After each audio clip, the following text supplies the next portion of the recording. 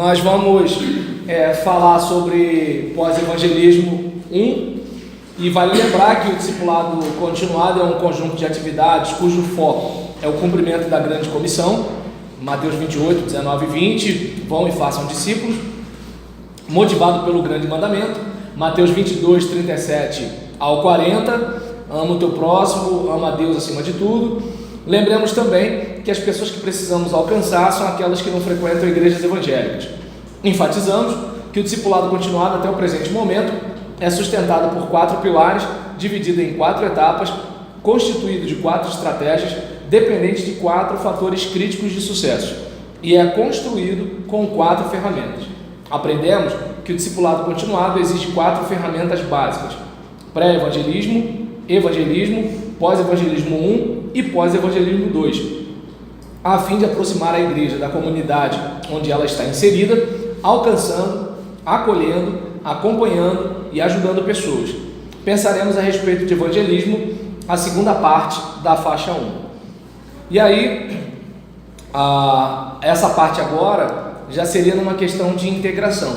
Nós caminhamos lá atrás no pré-evangelismo. Então a gente faz alguma coisa para se aproximar, a gente faz um evento ponte na igreja, a gente trata os outros com educação e respeito, né? Então, assim, a gente faz coisas de modo que a gente se aproxime das pessoas e as pessoas se aproximem de nós.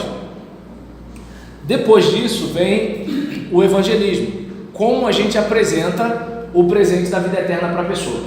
E aí a gente faz aquela questão preliminar, né, de família, interesse, experiência religiosa, levantamento espiritual.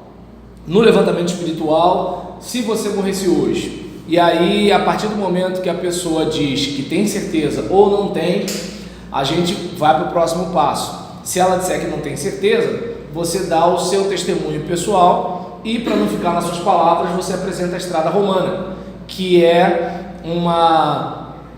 a estrada romana é uma demonstração de que como é que eu posso dizer, as nossas boas obras não satisfazem as exigências da justiça de Deus. Mas se a pessoa disser que tem certeza, aí a pergunta da gente já vai para outro caminho. Então tá legal, o que te dá essa certeza? E aí ela vai dizer, de repente, aquela questão, né, de que ela faz tudo direitinho, ela se batizou, ela casou na igreja, né, essas coisas todinha e assim por diante. Mas aí você vai, pede também a possibilidade de dar o seu testemunho pessoal de quem você era, como foi seu encontro, como é sua vida agora depois do seu encontro com Jesus. E aí, assim que ela permitir, você também pergunta: eu posso apresentar como vi na Bíblia que eu posso ter certeza da vida eterna?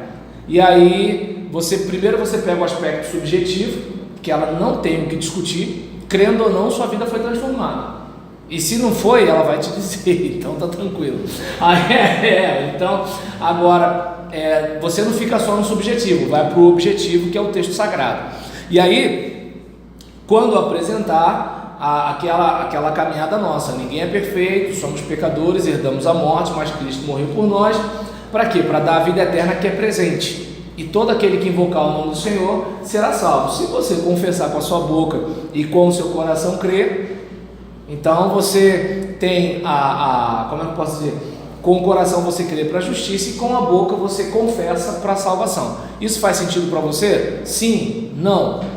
Então, havendo, né, sentido, a gente pode orar e eu posso começar a caminhar contigo para falar com você sobre essa nova vida em Jesus? Sim. Ou o contrário? Não.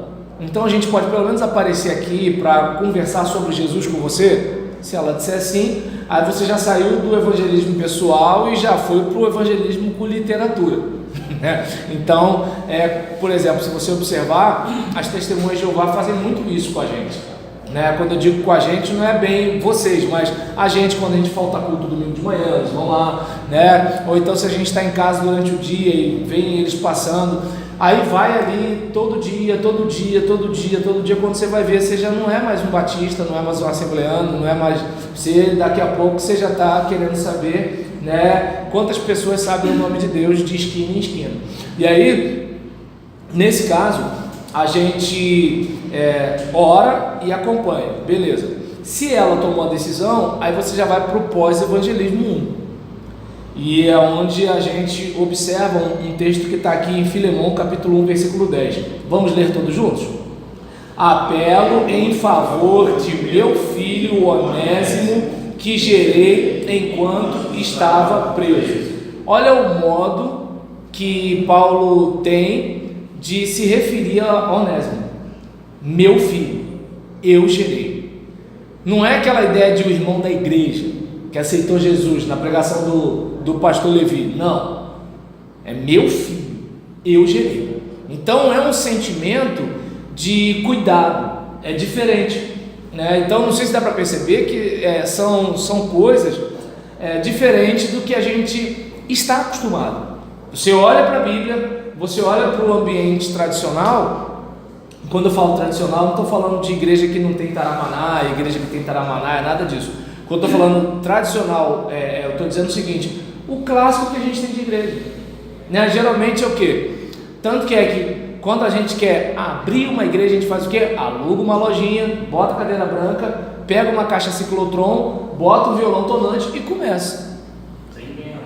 Tá dando para entender? Não há aquela ideia de assim, eu vou alcançar pessoas, né? E aí quando essa igreja é aberta, geralmente o que a gente faz? Só convida para ir para o culto. E aí o pregador tem que fazer apelo, tem que fazer sermão evangelístico, tem que ser sempre assim.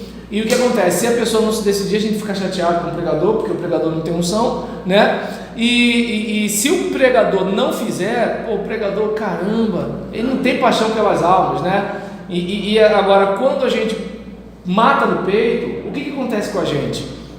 O cara já vai convertido. Isso aqui é meu filho na fé, que eu gerei, né? Então, mais ou menos assim. E aí, nessa parte, qual é o relacionamento com pessoas nessa faixa 2, que é o estágio acolher, né? É bom a gente lembrar que o pós-evangelismo 1 é a conservação dos resultados e dá-se início ao discipulado de fato. É uma jornada que só terminará quando partirmos dessa existência. É aquele caso, suponhamos que o Paulo, ele alcançou aquela pessoa para Cristo aqui em São João de Meriti, mas a pessoa vai morar lá em Maricá. Hoje a gente tem internet. Ele pode estar monitorando, ele pode estar acompanhando, ele pode saber aí, rapaz, já encontrou uma igreja, como é que está a situação e tudo e tal. Você vai caminhando com aquela pessoa, né? Como aquela questão de quando o filho é criança, que você segura pelo braço, e quando o filho é adulto, né, que você troca uma ideia. Então, o que acontece? Você não é o pastor da pessoa, você é um discipulador. Então, você não está no papel de dizer para ela, faz isso, faz aquilo outro. Você está no papel de como alguém que se preocupa com a espiritualidade dela, bate um papo sobre a caminhada dela. Esse é o seu papel, né? Então, digamos que ela vá para uma igreja que todo mundo tem que usar terno. Não se mete nisso, você não tem nada a ver com isso. Sua preocupação é a caminhada dessa pessoa com Jesus. Você se importa com ela, é seu irmão na fé, é alguém que você trouxe para Cristo. Não sei se dá para perceber a diferença, né? Então, o que a gente faz com essas pessoas? A intercessão pela pessoa alcançada. Antes a gente orava, né, pela pessoa que a gente queria alcançar. Agora a gente ora pela pessoa alcançada. Antes era uma gestação, agora não, agora é uma amamentação. Então, assim, antes você supria de um jeito, agora você supre de outro. E aí, ligar para a pessoa alcançada no espaço de 24 horas pelo menos. Então, o que acontece? Imagina, se você dá uma ligada aí, fulano, como é que você está? Tudo bem e tal, aquela coisa toda. Hoje, nem tanto, por exemplo, com essa correria de internet, às vezes nem dá muito para ligar, porque a gente tem aquela ideia de que a pessoa está disponível a hora que a gente está disponível, e não é verdade, né? Então, por exemplo, a maioria das pessoas trabalham de dia e dormem de noite. Então a pessoa deduz o quê? Se eu ligar 8 horas da noite, eu estou ligando para a pessoa em casa. Às vezes a pessoa está no trabalho, né? Ou então a pessoa que trabalha de noite, ou ela trabalha 12 por 36, ela trabalha dia sim, dia não, sei lá como é que ela trabalha, ela liga para o outro como se assim, o outro tivesse à disposição também. A mensagem não é difícil. Você pode mandar a mensagem, seja áudio, seja vídeo, seja texto, você pode fazer alguma coisa, de modo que a pessoa perceba o seguinte, não é assim, ah meu Deus, lá vem aquele mala. Não, mas é aquela coisa assim, pô, legal, fulano lembrou de mim. Entende? A questão de você ter aquele equilíbrio. E aí, convidar a pessoa para participar da igreja. Se ela não tem, vou pegar o exemplo, né, que a Letícia falou, do casal que a menina estava meio flutuando, mas o marido frequentava uma igreja. Então, Letícia não vai se meter na vida do casal. Se de repente o marido vai para lá, já está caminhando lá, e ela está casada com esse cara, por que ela vai para uma outra igreja e o marido para outra? Caminha junto, sem problema nenhum.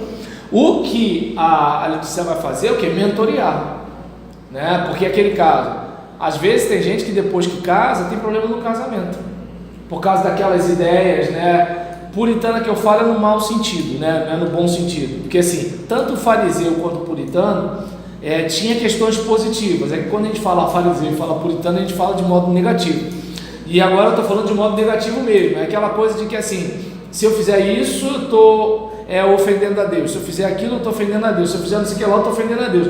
Daqui a pouco o marido fala assim, pô, era melhor você sem Jesus do que com Jesus, tu tá pior, mulher. Entendeu? Então, aí de repente o que acontece? Letícia, como uma cristã mais experiente, pode chegar e trocar uma ideia com ela. Então, eu não sei se dá para perceber que assim, é uma coisa que boa parte de nós não tivemos. Perdão, boa parte de nós não teve. Então, é algo, né, que assim, seria importante que a gente avaliasse isso com carinho, né? Convidar a pessoa para participar da igreja e também, né, conversar com ela todos os dias da primeira semana. Na segunda, a pessoa já está assim, ela já está mais ou menos no clima. Então, se de repente é uma igreja batista, possivelmente tem quarta e domingo de culto, né? Quarta, domingo de manhã, domingo à noite.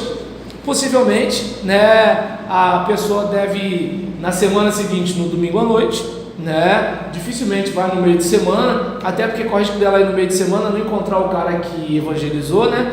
E aí nisso pensar assim, quarta-feira deve ser fraquinho, né? Nem fulano veio. E aí nesse caso, por exemplo, nessa situação, essa pessoa ela já está pegando o ritmo. Daqui a pouco, o que acontece? Ela está seguindo, como hoje não é nem tanto, né? Mas algum tempo atrás, quando a gente era criança e alguém ensinava a gente a andar de bicicleta, no meu caso quem me ensinou foi meu pai, e era interessante, né, porque estou eu pedalando, olhando para frente e ele segurando, até que chegou uma hora que eu estava pedalando sozinho e ele não estava mais segurando, e aí eu olhei para a cena, gente, parecia impossível, porque como é que eu estou conseguindo um negócio desse, né? E aí, assim, é uma das experiências que, para ter uma ideia, eu tinha acho que 7 ou 8 anos, o troço não sai da minha cabeça, né? Então a ideia é fazer mais ou menos isso. Você está ali, enquanto o indivíduo, ele não tem noção nenhuma de fé.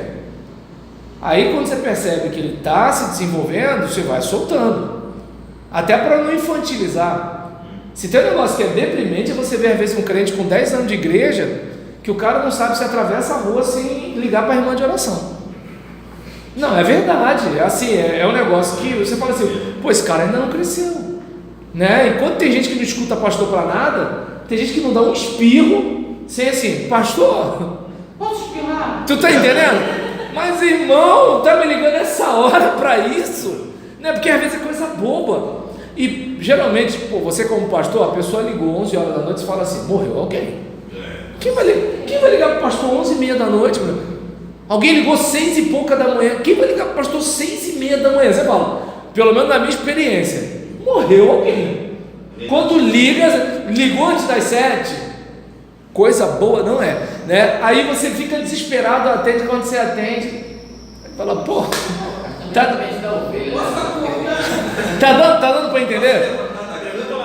Tá mandando de verão aí?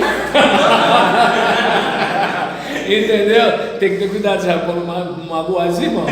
Aí nesse caso, Aí, então, assim, de você estar, né, começando firme e vai soltando, né, que a pessoa ela vai se desenvolver. É claro, recapitular para ela a apresentação do Evangelho, porque não vamos esquecer, às vezes a pessoa, ela tomou a decisão por Jesus, mas ela ainda não tem noção direito do Evangelho, entende? Então está arriscado ela acreditar que ela vai para o céu, porque ela não xinga palavrão, entende? Eu não estou dizendo aqui que assim, xinga palavrão à vontade que você vai para o céu, não é isso que eu estou dizendo, embora vivemos numa época de analfabetismo, né, funcional, então corre esse risco de você escrever uma coisa e falar uma coisa e a pessoa entender aquilo ali. Então não é isso que eu estou dizendo, mas estou dizendo que assim, deixar de falar palavrão, parabéns para você, mas isso não quer dizer que você comprou uma morada no céu, é diferente, né? E aí, apresentar o Evangelho, mas além de recapitular a apresentação do Evangelho, apresentar os hábitos espirituais. Quais são? Né? No nosso dia a dia, o que a gente aprendeu desde pequeno? Escova os dentes, né? Lava o rosto, escova o cabelo, coisa assim, corta a unha e tal. E em relação a hábitos espirituais, precisamos de Bíblia, precisamos de oração, precisamos participar do culto, precisamos de comunhão com os irmãos e precisamos contar para as pessoas aquilo que Jesus fez na nossa vida. E aí, qual é o maior problema? Às vezes a pessoa, ela não gosta de evangelizar porque ela não tem o que contar. E se não tem o que contar, às vezes a gente tem que se perguntar, não tem o que contar porque não aconteceu nada ou porque você não sentou para fazer um cálculo de algumas mudanças? Porque às vezes a mudança aconteceu, mas a pessoa assim, ela não parou para pensar nisso, né? Aquele caso, de repente você se acha um fracasso profissionalmente, até que um dia um colega teu começa a contar o quanto ele admira você e conta um monte de coisa que você conseguiu. Você fala assim, meu Deus, esse sou eu, né? Ou então você pensa, meu casamento é uma bosta. Aí quando você vai conversar com o teu colega de trabalho, cara, eu olho assim, você, sua esposa e tal, né? Não é, às vezes a pessoa é crente, mas ela não percebe, é como tem um hino do cantor cristão, né, que fala, conta as bênçãos e conta quantas são, né? E você vai ficar surpreso quando você vê isso. E muitas vezes a pessoa, ela não dá testemunho porque ela não acha que tem alguma coisa para contar. Essa eu entendo que assim, ainda dá para aliviar, mas tem aquela que é o seguinte, não quer dar testemunho porque assim, ela não tem, entendeu? Não tem uma transformação de vida. Então se não tem, deixa quieto, né? É melhor botar na conta do pregador. Então, a gente não tem batismo nessa igreja, né? Então é mais ou menos assim. E aí, ainda mais porque assim, antigamente era muito comum ter o rebatismo. A pessoa vem de uma outra denominação, aí você vai e batiza de novo. Mas hoje em dia não é mais tão comum isso, né? E aí, diante de uma situação dessa, batismo é só se tem conversão de verdade. E para ter conversão de verdade tem que ter evangelismo. Sem evangelismo não tem conversão de verdade, né? E aí, nessa situação é importante a gente estar atento. E aí, além, né, de apresentar os hábitos espirituais, pelo menos uma série de encontros semanais. Para quê? Ensinar basicamente doutrinas bíblicas, aquilo que praticamente todos os evangélicos concordam, né? Então a gente vai estar falando sobre Deus, sobre Jesus, o Espírito Santo, né? Sobre salvação, céu, inferno, assim por diante. E aí conversar sobre os princípios batistas. Quais são os princípios batistas? E contar brevemente a história dos batistas. Claro, alguém vai dizer, mas eu não estou entendendo, eu sou, né, da igreja Renascer, eu vou fazer isso? Não, você vai falar sobre os princípios e as doutrinas e a história da sua comunidade de fé. O que eu estou dizendo aqui é que assim, tem aquilo que você faz para o geral, que é a questão doutrinária, aquilo que a gente tem até como teologia sistemática. É o básico do básico do básico que todo cristão deveria ter noção, né? Todo cristão deveria ter aquela noção de que Deus é onipotente, onisciente, onipresente, de que o diabo é criatura, ele não é um Deus né, de segunda categoria, ele não está em pé de igualdade com Deus, ele não é nada disso. O básico do básico do básico, era para ser o básico, a convicção da salvação pela graça, e não por obras para que ninguém se glorie. Mas já que a gente não pode confiar muito nessa geração, a gente precisa estar o quê? Trazendo vacina direto, né? Tem que estar até a gente poder, minha igreja está caminhando, né, em céu de brigadeiro, piloto automático, né, mar de almirante, está tudo tranquilo. Mas até esse dia chegar, né, espero que chegue, mas até esse dia chegar, a gente tem que estar ali, né, um olho no peixe e um olho no gato. E nesse caso, a gente estaria fazendo o quê? O pré-evangelismo, né, parte 1. E agora a gente vai, né, o pós-evangelismo parte 1, que é o cara chegando na fé. E agora no próximo vídeo a gente vai estar falando sobre o pós-evangelismo parte 2.